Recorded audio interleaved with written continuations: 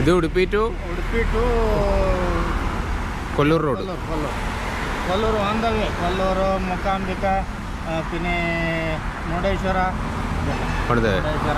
ഇത് ഈ സ്ഥലത്തിൻ്റെ പേര് ഇത് സന്ധ്യഘട്ട്. സന്ധ്യഘട്ട് അല്ലേ? Okay. Karavalli pearl coastal Indian veg non veg multi kitchen family restaurant. Okay, ഇവിടുന്ന് 100 കിലോമീറ്ററാണ് കൊല്ലൂരിലേക്ക് എന്നാണ് പുള്ളി പറഞ്ഞത്. നോക്കാം, നമുക്ക് അകത്തേക്ക് കയറിയിട്ട് ഹോട്ടൽ എന്താണെന്ന് നോക്കാം. അങ്ങനെ നമ്മൾ ഹോട്ടലിൻ്റെ അകത്തോട്ട് കയറി. നല്ല കിടിലൻ സെറ്റപ്പുള്ള ഹോട്ടൽ.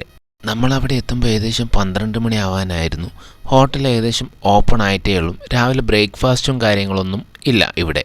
നമ്മളാണെങ്കിൽ രാവിലെ ബ്രേക്ക്ഫാസ്റ്റ് ഒന്നും കഴിച്ചിട്ടുമില്ല. നേരെ ഉടുപ്പി ശ്രീകൃഷ്ണ ക്ഷേത്രത്തിലേക്കാണല്ലോ പോയത്.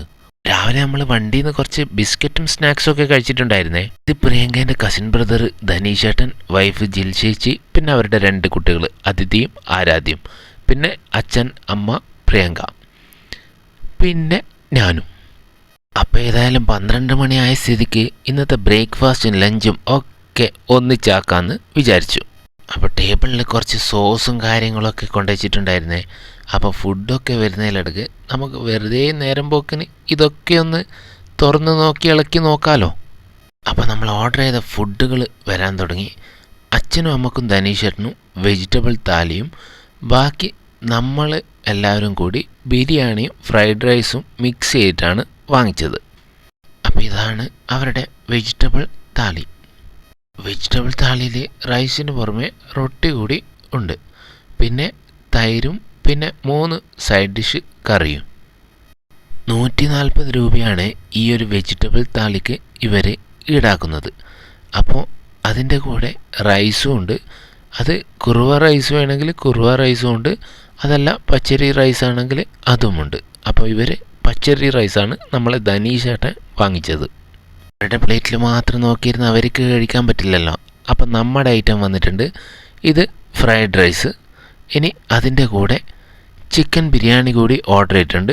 ചിക്കൻ ദം ബിരിയാണി, ഒരു ചെറിയ ചട്ടിയിനകത്ത് ദം ബിരിയാണി, അതിൻ്റെ മുകളിൽ കോഴിമുട്ടയും, നല്ല പുഴുങ്ങിയ കോഴീൻ്റെ മുട്ട. ഇവിടെ ബിരിയാണിയിൽ റൈസിന് കളറൊക്കെ കൂടുതലാണ്. എല്ലാ കളറും ഉണ്ട്, മഞ്ഞയും ഉണ്ട്, ഓറഞ്ചും ഉണ്ട്, ചുവപ്പ് പോലെയൊക്കെ കാണുന്നുണ്ട്. ബിരിയാണിക്ക് സൈഡായിട്ട് സലാഡും പിന്നെ ഒരു മസാലക്കറി പോലത്തെ ഒരു ചെറിയ കറിയാണ് ആദ്യം കൊണ്ടു തന്നത്. അപ്പോൾ ഇതിങ്ങനെ വീഡിയോ പിടിച്ചുകൊണ്ടിരുന്നാൽ ശരിയാവില്ലല്ലോ. അപ്പോൾ ആദ്യം ആ കോഴീൻ്റെ മുട്ട പ്ലേറ്റിലോട്ട് തട്ടി, അതിനുശേഷം റൈസും പിന്നെ അതിൻ്റെ അകത്തുള്ള ചിക്കൻ്റെ പീസും. 3 ചെറിയ പീസുകളാണ് ഇവരുടെ ഈ ചിക്കൻ ബിരിയാണീൻ്റെ അകത്ത് ഉള്ളത്.